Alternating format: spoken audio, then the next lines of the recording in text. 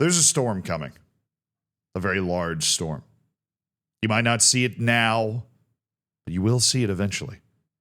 And this storm has to do with the World Cup. And there is something that is going to start happening the moment the World Cup actually starts, assuming that we're able to get to that point as a world to where we're actually able to make it to June.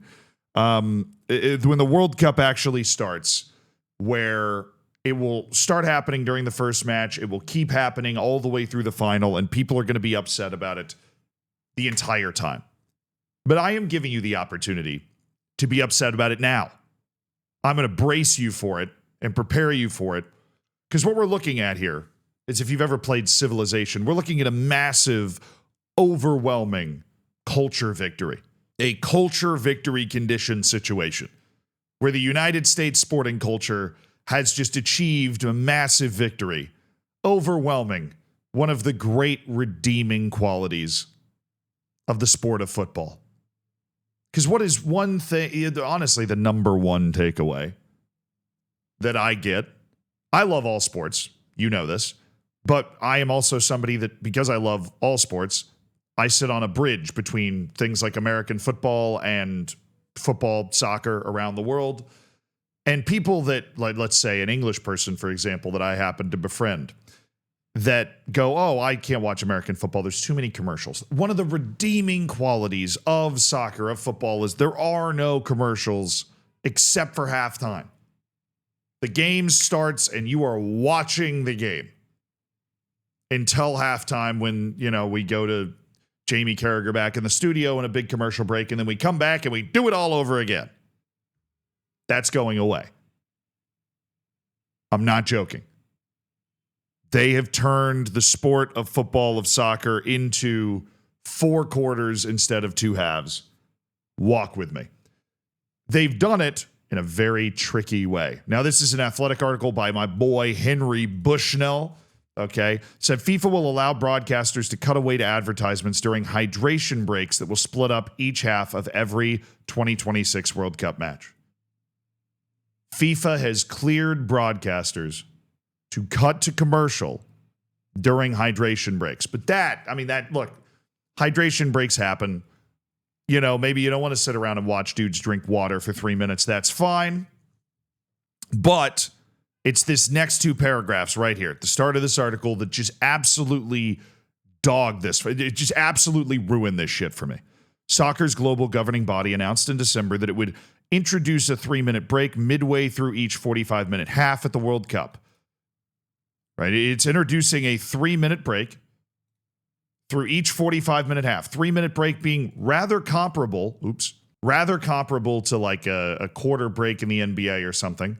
Pretty similar amount of time.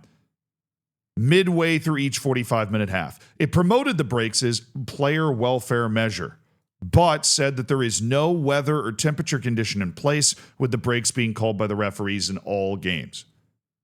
So look, obviously we found out during the Club World Cup, parts of the United States get hot, particularly when the Club World Cup happens to be going on in the biggest heat wave the U.S. has had in like over a decade, which was honestly kind of hilarious to watch. But even the guys playing in Los Angeles said that when it was 80 degrees Fahrenheit, which is not that hot, they were, it's not as hot as the average temperature in Spain at the same time. They were going, with the humidity, this sucked.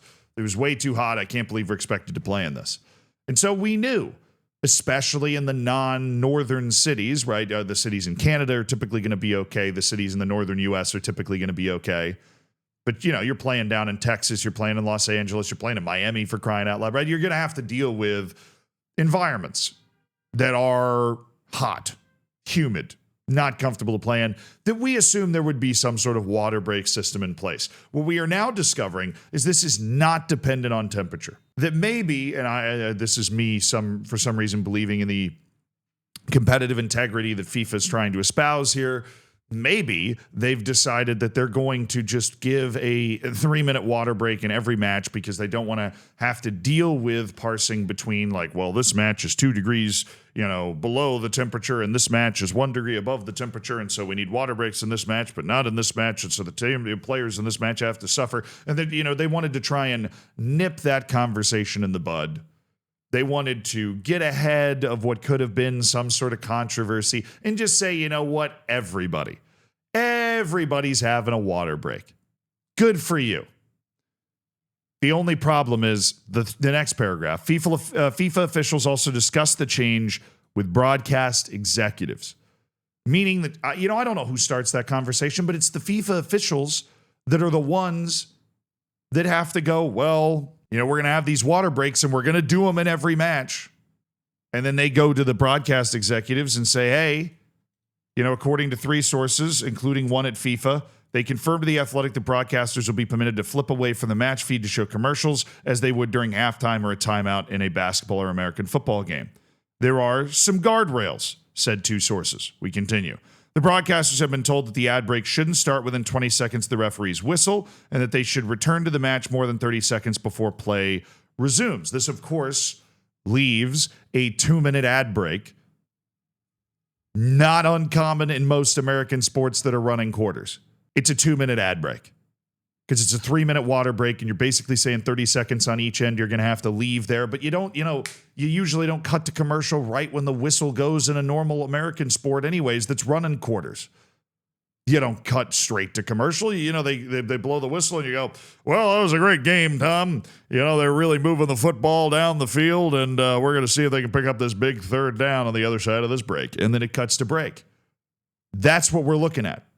As somebody that used to work in the world of broadcast sports, this is a TV timeout. This is the under 16 in college basketball. They've instituted these TV timeouts. And here's the question. Here's the golden goose. Did the TV broadcasters know that this was coming before they bid for the TV contracts? I would assume that they bid for the TV contracts a while ago. I'm not that educated on this because this is just more ad space that they're able to sell. Think about it. In the World Cup final, how valuable is that 2-minute ad space during the water break? Now that it's sellable, that's millions and millions of dollars in a lot of different markets. And that is something that you can add to the bidding price. Because if FIFA makes its money from TV broadcasters, because the TV broadcasters will sign deals to be like, we are the US broadcaster, we are the English broadcaster, we are the Chinese broadcaster of the World Cup, right? India, whatever. We're paying this amount of money to FIFA for that. So FIFA's getting a check from all of these different TV companies. And those TV companies, if they know that there's going to be water breaks in there that have commercials, they're going to want to bid more. Because there's 48 teams at this World Cup. Every single match, there are 2 more ad breaks during the match. Or I'd argue the most valuable ad break you could possibly have is the second half water break. Everybody's fucking watching. We're not anticipating an ad break. These are the most valuable ads that you can get. Not before the game, not after the game. This changes the game entirely. I think the new World Cup format has something like 167 matches. That means we're looking at over 300 more ad breaks that are inserted in the best times during the match. This raises the monetary value of the bidding price for this, either in the future or maybe it already did in the past, a ton. It's going to make FIFA a ton more money at the expense of the sport. This is not the sport. It's not the sport. The sport is you roll the ball out, you play 45 minutes. Running clock. We got a little stoppage time in there. Boom, halftime. You get your 1 break, and then you roll the ball out there again for another 45 minutes. Maybe you need a little extra time or whatever, but the players literally stay on the field for that. And they will for this water break as well, but it's 3 minutes. 3 minutes of tactical adjustment, 3 minutes of rest, 3 minutes of commercials. It's ridiculous. It's like putting the frog in boiling water and hoping that they don't notice what's going on, which is why the moment that I read this, and I'd recommend reading the full article to kind of break down, how we've gotten to this point. The moment I read this, I was like, they know exactly what they're doing. You can say whatever you want about the people that run this shit, Gianni Infantino, whatever. They're not stupid. They think you are, but they're not. They know what they're doing. They just have to find a way to package it to where you'd be willing to accept it. Oh, it's hot in the US, so we're just going to do a water break regardless of the temperature in every place. Every match, we're going to do a water break. And oh, by the way, we've discussed this with the TV executives, and yeah, they're going to run some ad breaks during those water breaks. because we've introduced these water breaks as a safety precaution. Now, I am not anti-water break. There will be certain games that, according to FIFA's old rules, would deserve a water break. If it's over a certain temperature, I'm not trying to kill the players here. But that's not what we're talking about. This all hinges on there is no weather or temperature condition in place, and this has been discussed with broadcast executives.